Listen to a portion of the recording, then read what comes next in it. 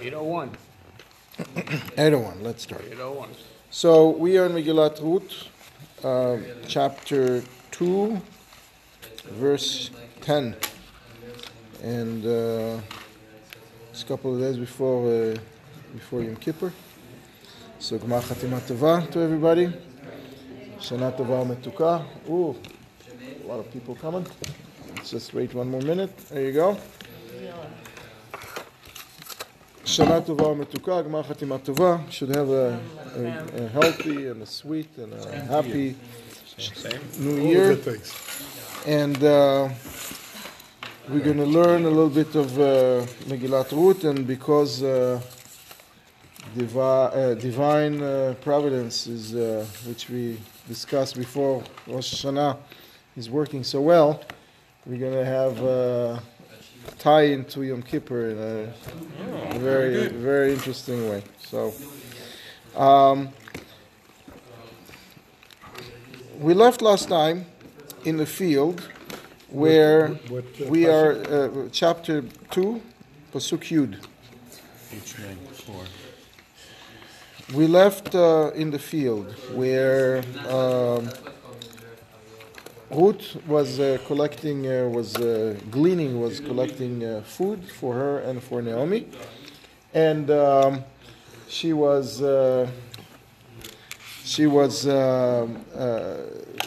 really making an impression on everybody who saw her. Books are here. The books are there, right? There you go. She was making very good impression on everybody that saw her, and that included Boaz, who showed up. Boaz, who showed up after finishing his shiva. He showed up in his field, and he didn't just showed up, for just to check how he's doing, although he might too. It wasn't common for him to come to the field. He came to spread the word about a new rule. A rule that you have to welcome someone with in the name of God. Now, after he was, while he was sitting Shiva, and after this whole period, he sort of caught up with Beis Din. The Beis Din, he was the leader of the generation, but nonetheless, he would ask Beis Din everything. Whatever was not clear to him, current events that needs to be handled, he asked Beis Din what to do with it, to teach us how a proper leader should act. They're not Acting on their own. Yeah, they're not. The world is not theirs. So he was very dedicated to running the country the right way. So he comes to his field and he sees this beautiful woman, 40 years of age, who looks much younger than her age. Only one in the field, really working hard, and doing it in the most proper way. Not taking stuff that does not belong to her, not mingling with the boys, not acting in a funny way. She was really, really proper and did make a very good impression. So he right away asked the field manager, who is she? What is she doing here? Is she related to any one of the harvesters, perhaps?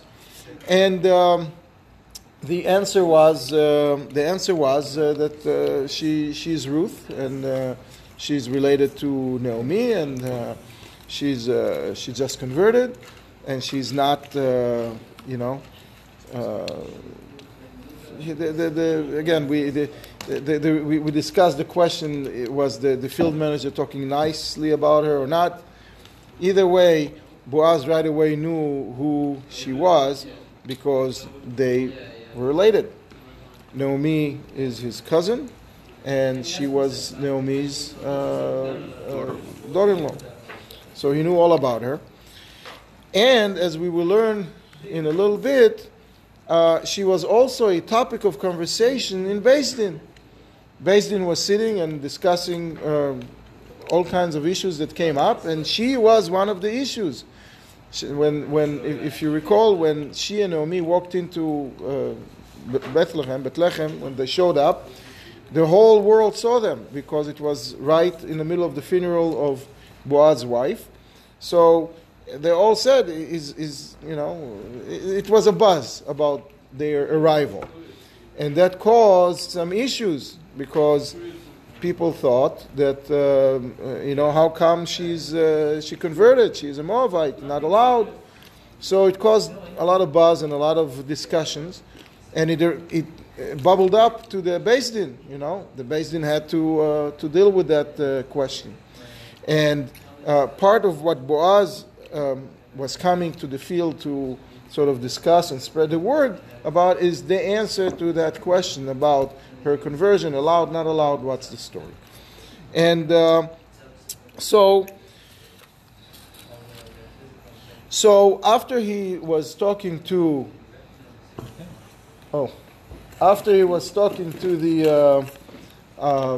the field manager, he addressed Ruth herself. Now, Ruth at that point did not know who he was to her, but he knew who she is to him. So he told her, he wanted to really be nice to her. And he told her, don't go anywhere else, stay in my field, and was giving her a lot of instructions as to how to get the job done easily. He will instruct the boys to help her. She can drink from the better water that they bring, and she should rest over there. She should just be there. And she was very surprised because this is not exactly a mode of operation, modus operandi of field owners towards poor people. It's more common for them to be mean and dismissive and you like in my way. So it was very, very, very nice, above and beyond normal. So she took a note of that. So when he finished with his instructions or with his offers to her to continue gleaning in his field, this is where we start today. Vatipol al panea, so she fell down on her face. Vatishtachu arza, and she bowed down. Vatomer elav, and she told him, Madua matzati chen be'enecha lehakireni va'anochi nochia. Why did you? You're so nice to me. Why are you so nice to me? And it seems that you know me somehow. You're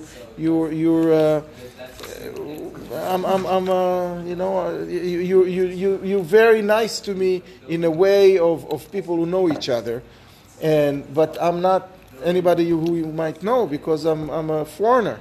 I came from far away, from another country. Now, this conversation, this pasuk, is teaching us a whole bunch of things. Number one, it teaches us hakarat tov. Thank you. When someone is doing a favor to you, someone is acting nice towards you, you don't just take it and you'll just pay them back, when they have a mitzvah or something. You have to say thank you now. You have to be nice. You have to appreciate what they did for you. Now, that's what she did. What Boaz did is when someone is doing a favor to your relative, when someone is doing something nice to one of your family members, you have to be nice to them. You can't assume it, or so. It's teaching us a lot of manners, I guess. Now, a third thing is that if you get something that you're not sure is coming to you. Now, how many times you walked in the street? Hi, how are you, George? I'm not George, or hi, and it's somebody is very nice to you and they're not asking you who you are, and it's strange to you. You know, they think that you're someone else, and they do something nice to you, and you know, it's not you. So what we learn from it that we have to ask. We have to note it. We have to notice it. Make sure they notice it. Make sure we correct the mistake if there is one, because it's not something that we should. It's called gnevat da'at. It's like stealing someone's mind. Intellectual property. It's a what? It's intellectual property. Yes. You. Isn't that like looking a gift horse in the mouth? Oh, somebody says something nice to you and say, "Why are you being nice to me?" If somebody is saying nice to you, that's one thing. But when somebody is doing a whole favor to you, you know, they think that they're doing a favor to Mr. X. You have, you know, and you're not it. What is it all about? I mean, do we know each other? Did we meet again? I mean, you don't need to be snotty about it like I am, but you know, you have to. You can just. I guess we go back and accept it. Accept it. I mean, you have to ask about it. Anyway, so that's that. Now, there is something very, very interesting in these few psukim, and that is in the Targum. We mentioned several times that the Targum Yonatan, is many times adding a lot of color and a lot of flavor and a lot of interpretation to what we are otherwise not know from the text. So in this pasuk specifically, in the beginning, he's just translating to Aramaic what it says in Hebrew. But then it says something. Ve'ana me'ama nuchra. I am from a foreign nation, from the daughters of Moab. That's not written in the pasuk, but she specified it. I'm a Moabite. Ume'ama delo idchi lemial bechnishta de Hashem. And from a nation that's not allowed to join, to come in the congregation of God, in the people of Israel. Because what she knew is the basics of what was known to everybody at the time, is that any Moabite cannot join the Jewish people, cannot convert. So she's saying, why are you so nice to me? Why are you, giving me such favors, doing me such favors? I'm not a person that, a landsman, we're not. So that's what the Targum says, and we will see that the Targum, not in the text, but the Targum is answering that specific question very, very well and deeply in the coming psukim. So Vayan Boaz. Now Vayan, whenever it says Vayan, so Boaz answers, but Vayan, Bet Yud Aleph. Whenever it says Vayan, it means aloud, not quietly when a discussion between two people, but it's like an announcement, because Boaz wanted again to increase her confidence, to increase. For according to those who said that the field manager was not so nice to her, the field manager should hear how I treat her, how I talk to her. So he answered her aloud, very like announcing it. He told her, who godly, that I was told, and we say it twice, we'll see in a second why. I was told, everything that you did with your mother-in-law, after your husband passed away, which is ותעזבי אביך ואימך וארץ מולדתך, and on top of it you left your father and mother and your birthplace, ותלכי לעם אשר לא ידעת מול שלשום, and you went to a nation that you didn't even know yesterday or the day before. Didn't even know, yeah. How did that word get around? How did it go? Which How did word? that word get around? How did he know that? That what? That she didn't know? She converted. That she converted. How did he know the whole background story? He says, I've been informed. Oh, so everybody knew that Naomi and a strange girl came about, right? Showed up. She showed up in the middle of a funeral. Everybody's out. She met them all. And then they had a conversation with Naomi. They said, "What's up? You look like you shot. What happened?" So she told them, "I had all the trouble that she went through, and this is my daughter-in-law, and she converted. I mean, She only had to tell a couple of people. and that's it. I mean, and she only had to tell a couple of people and tell them, don't say anybody. That's what happened. Don't tell anybody. That's the kiss of death. In the passage before, she says, but she knows she's Jewish already, so in a way she's lying, right? She's not lying because she did her steps, but she needs to be accepted. From her perspective, she came, but she feels she's not sure that she's going to be accepted, that she's allowed, because she knows the basics that it's not allowed. Gotcha. Now, what he's telling, Accepted her. what? Her husband accepted her. Her husband accepted her when she was not Jewish, She was a Moab. Right, but unless he was a bad Jew, which he was, okay. All right. And he died. and he died due to that. So we're all set. He may have known that they were all Yeah. descendants of Lot's daughter. What? Anyway, what? They were all descendants of Lot's daughter, so technically they No. Since she's a Moabite, she knew it's not for her.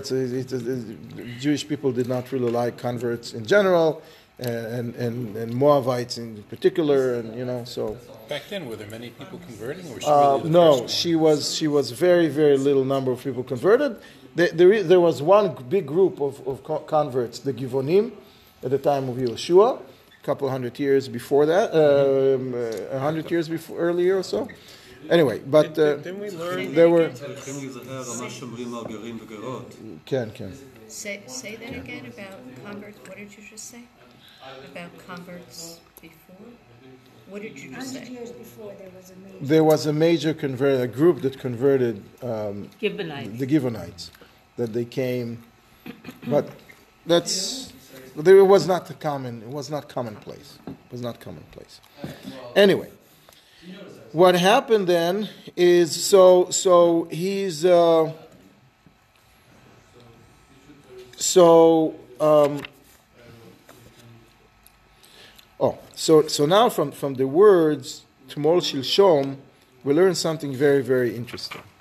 And that is that she didn't know the nation a couple of days ago. Until she showed up, she didn't know anything about us.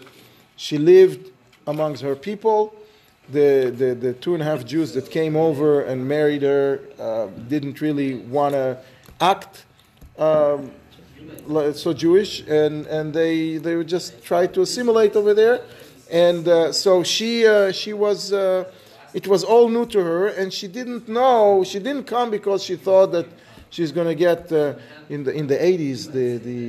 There was a big wave of Russian immigrants that came to Israel.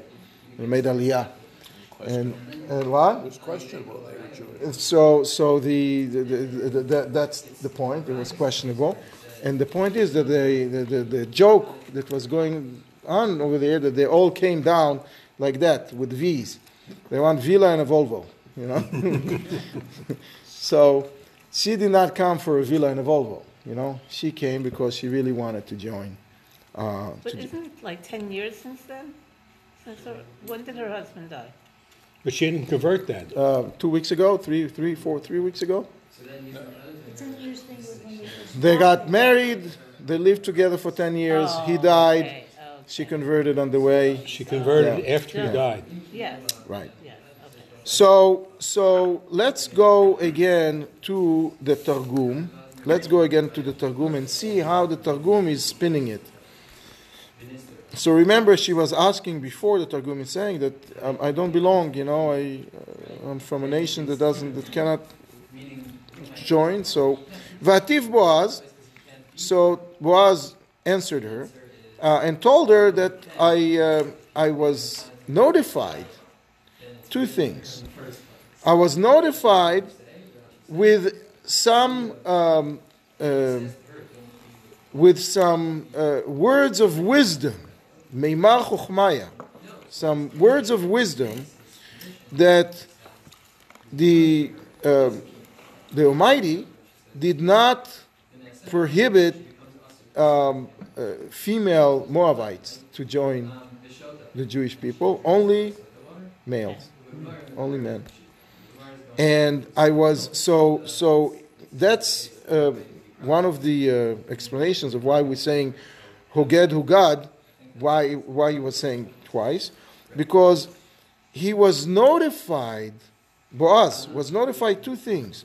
Number one, that she is okay. She did it all correctly, and she's allowed to join the nation. And that all of the daughters of Moab are allowed to join the nation. That's the second thing.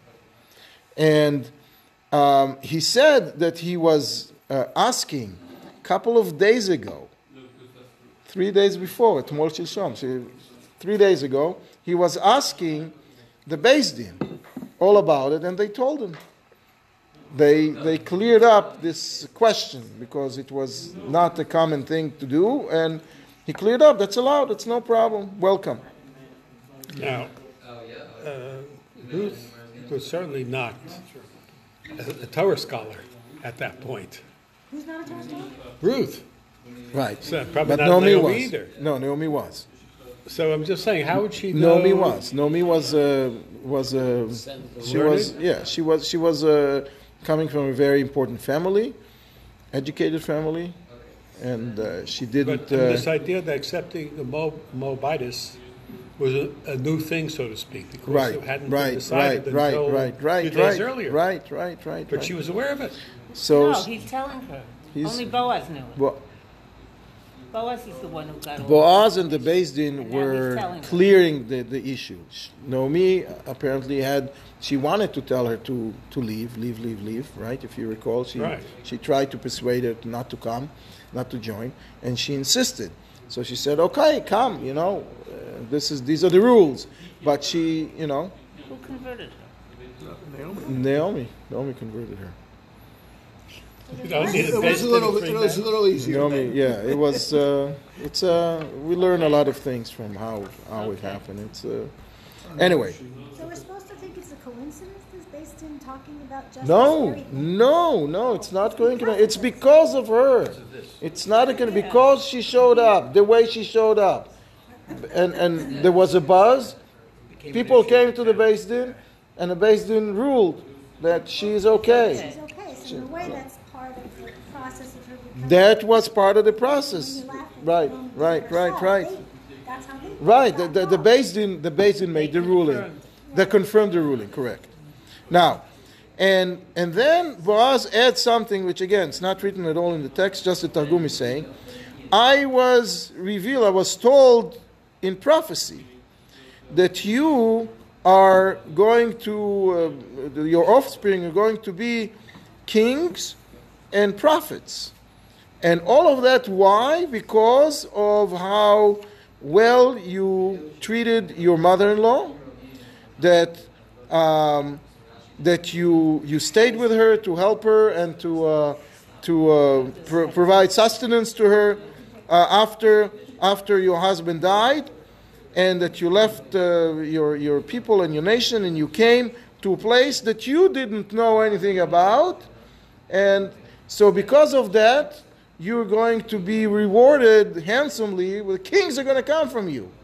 The moral of the story is, be nice to your mother-in-law. I'm going to write a text to my daughters. There you go. You can publish this, and it's I have wonderful daughters. it's a halachic requirement to be nice to your mother-in-law.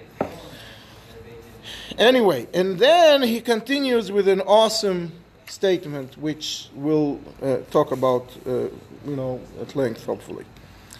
Yeshalem Hashem po'alech, that God is going to pay your actions. V'tihi maskortech shlema, and your salary, your payment, is going to be complete, mi'im Hashem, from God, and Elokei Israel, God, the God of Israel. He's not anymore a God of the rest of the world that everybody can enjoy and, God willing, will receive all the goodness that there is. but it's the God of Israel, which is a different animal. Asher bat lachsot tachat knafav, that you came to dwell, to cover, to take cover under his wings. Again, very, very strange language. It's not common. I mean, it's common in modern Hebrew now, but it wasn't common then. And it's not common in the Tanakh until now. So again, let's just go to the Targum, and then we'll try to understand what's going on here. So the Targum, it says that God is going to give you good in this world, and you would think that if you get your payment in this world, you will be deducted from the next world, because this is a common rule.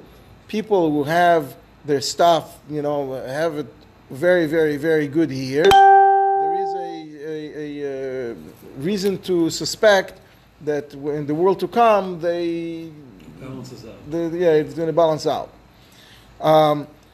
So if now he's so nice to her and it's going to be easy for her, she would think that, in the world to come, it's going to be deducted. So he said, no, God is going to keep your full salary or your full payment for the world to come. And why? Because you converted and you came to hide under his Shekhinah, under his I don't know how to translate Shekhinah, and because of that merit, you're going to be saved from hell, and you are going to split the world to come apartment with Sarah, Rivka, Rachel, Leah. Wow, with our so mothers. What with our mothers? Unbelievable, just for being nice to the mother-in-law. It's Boaz a Navi. What? Is he a Navi? Who? Boaz. Boaz a Navi, yeah. He is a Navi. It's Shofet and Navi. Yeah. He's also a Navi. What is he called? What? I was wondering why. Yeah. It says he was told in Nevuah. So v'itmar alai b'nevuah, v'it'amar. Anyway, so the Malbim is mentioning here. Yeah, I don't know. This is just making all kinds of sounds. The Malbim is mentioning the fact that it says here that God is going to pay your po'alech, your actions, and v'tihi maskortech shlema, and your salary is going to be whole nonetheless. So he's making the distinction between sachar and pu'ula, between sachir and po'el. Po'el is a worker, is a by the piece worker, by the hour worker. Someone that's hired help, but not... No benefits. No benefits, exactly. 1099. Per diem. Per diem. And it's not by the day. It's by the piece. It's by the piece. It's by the action. By the action. That's why po'el is coming from the word pe'ula. By the action. Pe'ula means an action. And sachir is someone who are being salaried, a salaried employee. You're being hired for 3 years. Now, if you on Tuesday afternoon you decide not to work, still going to get your salary. You sneak out and you go watch, do something else. You're still going to get a salary. But if you have to sew, 10 dresses, that's if you don't produce, you don't get paid. So in modern Hebrew, isn't Poel a worker? Poel is a worker, yeah. Right? But the Malbim is very, very into understanding Hebrew, the meaning. He wrote a whole book that takes milim nirdafot, words that sound the same, the synonyms, and in Hebrew, and he explains the differences between them. The same? No, means the same. So there is a whole two-volume set, amazing stuff. Anyway, So what is she getting by the action, and what is she getting as a salary? So when someone converts, they come and they say, I accept everything. 100%. With the intention that I want to do everything. I'm intending to do this. So they hired 100%. They deserve 100% of their time to get paid for, because they agreed to take the whole package, the whole life. On top of it, she's also performing individual mitzvot. She's doing. She's nice to Naomi. She's doing gleaning properly. She's whatever. She's being nice to people. Whatever the individual mitzvah that she does, that she's going to get specific reward for the specific mitzvah, because each mitzvah has a specific reward that comes with it, which we'll discuss in a second. But on top of it, she's going to get the entire salary. Now, this is something that seems to be an advantage convert, because we did not accept anything. We just were born into it, and, tough. You got to do it. So we might just get for what we do, not because we are who we are. And she is getting also an extra. That's what he meant to tell her, that you're going to get for the individual actions as well as for the salary that now. Isn't it considered the highest mitzvah to convert to Judaism? So something that we can never do. We definitely that's what they're saying. Yeah, basically, yes, exactly. Now, one interesting point is we have a pasuk that when God is talking to us after Yetziat Mitzrayim, after we got out of Egypt, He says, "Vayisa etchem al kanfei nesharim," that I carried you on top of the wings of an eagle. Why? Because an eagle is the king of the birds, right? Flies the highest. Flies the highest. He is not afraid of any predator that will come from above, because he is the highest. He's only worried about arrows that come from below. So he carries the little birdies of his on top of his back. All of the other birds, all of the other birds are carrying them with their underneath their wings, with their legs, because they're afraid of the eagle. And the eagle is not afraid of anybody. So what God is saying in the book of Shmot is that I am your eagle and I'm carrying you on my back. But here she's coming under his wing. Why? Because she was not there when the flight started on the back. She sort of joined in. And if you've ever seen, one of those movies, snippets of videos where you see an eagle come in and just goes down from high, it picks up the goat and it's gone, And so that's why she came under. She came under the wings. Versus now, what he's so that will imply that she missed stuff.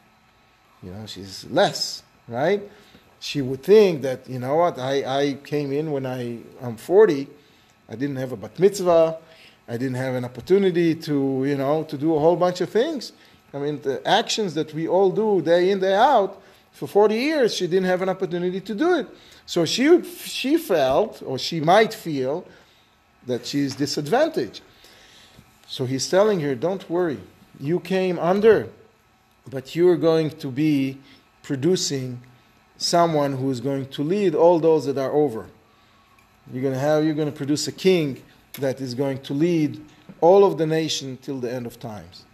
And you're also going to be admitted to the biggest spot in Gan Eden, to the place where our mothers are getting their payback. So that is what he told her, and that begs the question about the whole reward and rewards that we're going to get. What are we getting? How are we getting? And we're standing before Yom Kippur, right? And we're asking God, we messed up this and we messed up that, and please, Hashamnu Bagadnu, we did this, that, and the other. And so, how does the reward in general work? So, in general, the reward that we get from mitzvah, when someone is paying a worker to do something, they pay them more than what they otherwise can do at home, right? If it's a zero-sum game, nobody will go to work.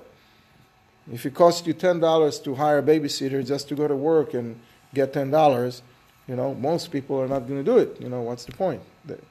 A person who goes to work wants to earn much more in order to support their family. So they need to get paid more than what they, more than what they're worth, basically.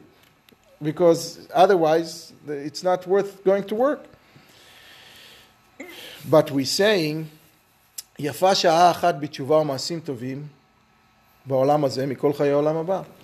That 1 hour doing good deeds in this world is way better than the entire time that we will spend in the world to come.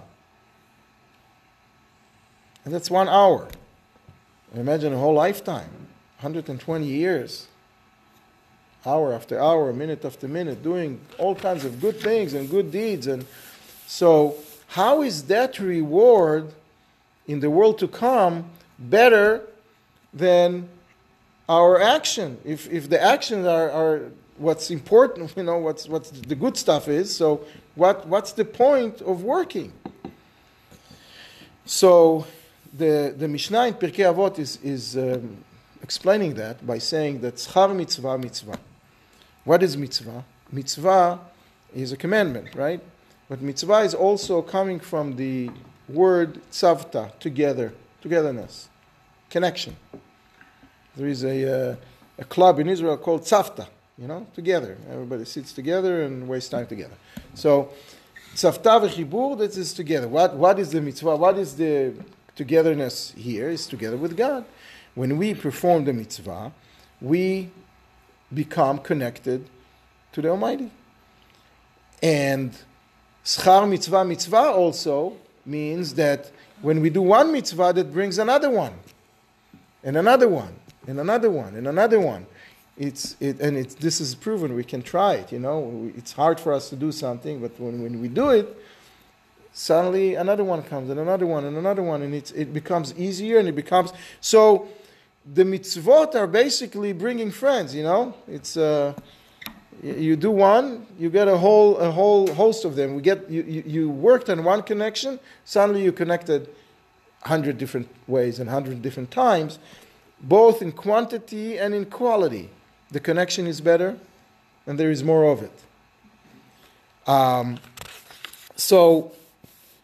And there is a controversy between the Rambam and the Ramban as to what is the ultimate reward. The Rambam said that the ultimate reward is the world to come when the soul leaves the body, and the reward that we get here is the reward. It's when God is giving us, make it easy for us, when we have money, when we are healthy, when we are wealthy, and living in comfort.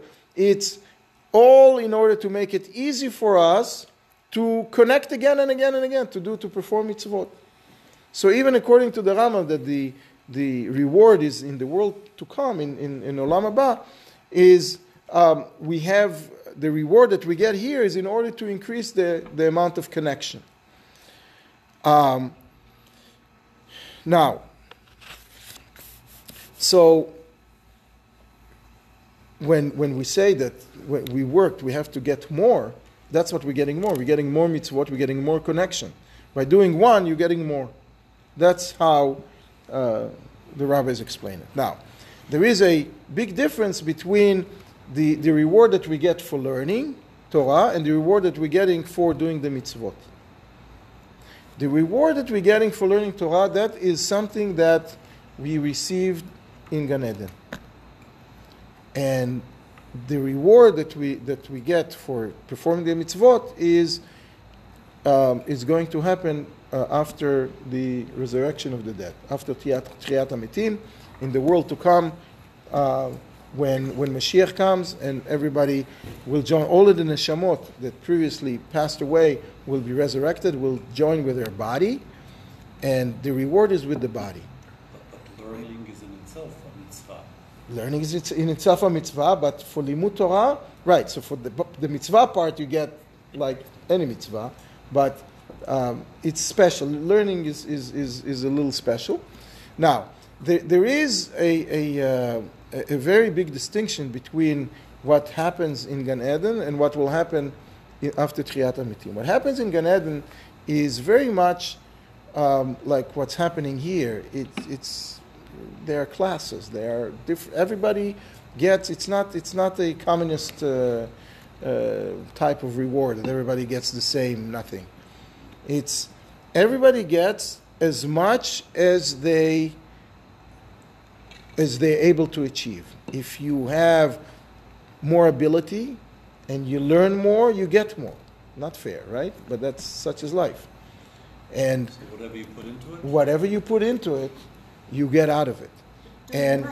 During life. During life, right? Whatever you put into it here in this world, this is what you get. Now, some people are not able to, and they end up being, sitting in the bleacher in the nosebleed section, But the more you learn, the better off you are. Now, regarding the Olam HaTchiyah, it says, Kol Yisrael yesh lahem chelek l'olam haba. All of us has a portion in that world. Same portion. All of us has the same portion. Hello? What's up? In the world when we come back. In the world with it, right. Everybody. So there are nobody is left behind. So one would, you can understand that when it's an intellectual exercise, the more you do, the more you get. Okay, because we are human beings, and the advantage of a human being is that we have brains and we think and we use our brains. So when we use it more, we get more. Now, what are mitzvot? Mitzvot are deeds, asiyah. You have to do with your hands, with your feet, just very simple. I put on tefillin, and the biggest tzaddik that ever lived put on tefillin all the same. It's not. There's no seemingly no difference. So the question is, so that's why we get the same, because the action is the same. Now it seems not counterintuitive, because one would think that you should get more for the intellectual work, right? Why is that the ultimate reward when Mashiach comes is for stuff that we do with our hands and feet? We should switch it, Until Mashiach comes, let's just get whatever, the easy stuff. And then when Mashiach comes, let's just get the intellectual stuff there. What we get in Gan Eden. Why is it not reversed?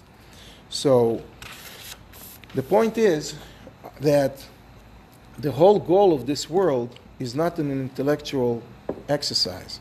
If it was an intellectual exercise, God could have created the world with the angels.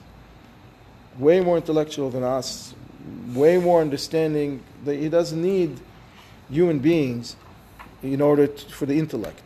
What He needs us for is nitava kadosh baruch hu liyot l'dirah b'tachtonim. He wanted to create dwelling place for Him in the lowest possible place, the place that we walk with our feet, that we work with our hands, the lowest place, the place that the intellect doesn't really even work.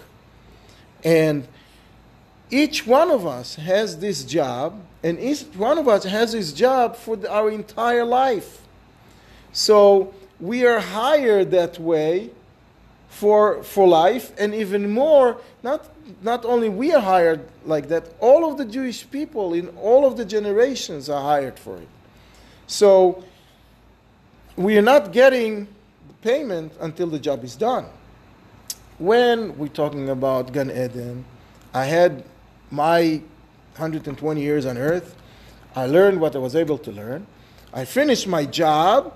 I'm going to get the reward, lined up in Gan Eden gates, and you get what you need, what you deserve. But the mitzvot, it didn't finish yet. The mitzvot, the dira b'tachtonim, the dwelling for HaKadosh Baruch Hu, for God here in this world, did not complete yet until Mashiach comes. We're building on top of what the previous generations did. And we have to make sure that every single one of us is not left out. That's why it's so important for someone who never put on tefillin, put on tefillin. Someone who never, light a candle. Someone who didn't perform a mitzvah, it's super important to get them to do it at least once.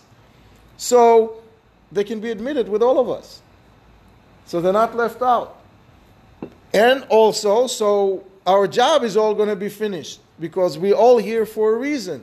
Nobody is here just like that, was extra, God stood there with a bag of stuff, and the last guy, he didn't have anything in the bag, so he stuck the bag inside. No, there are no extra. There was no leftovers. We're all here for a very, very specific reason.